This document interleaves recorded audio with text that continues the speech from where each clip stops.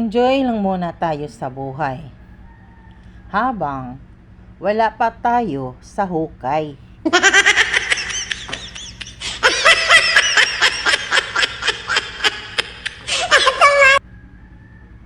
Hindi man tayo pinalad sa buhay na masagana, wala man tayo ng mga bagay na magagara at magaganda, ang importante hindi tayo humihingi at nagmamakaawa sa iba. Bagkus patuloy tayong nagsusumikap at lumalaban ng parehas. Kahit mahirap.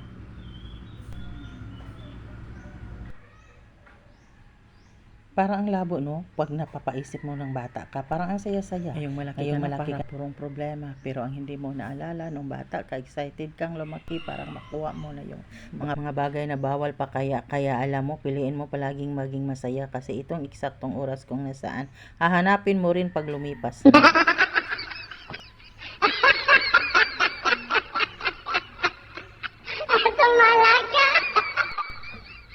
Mahirap man ang buhay na pinagmulan, pero masarap pa ring alalahanin ang mga pinagdaanang simple lang, pero masaya.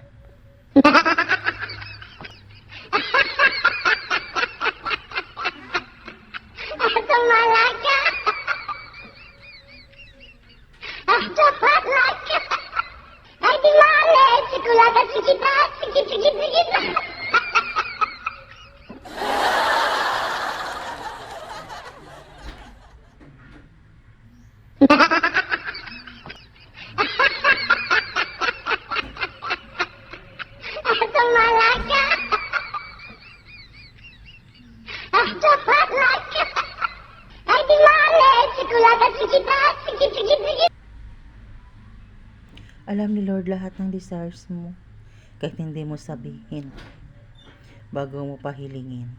Nakaplano na yan, yung mga bagay na para sa'yo.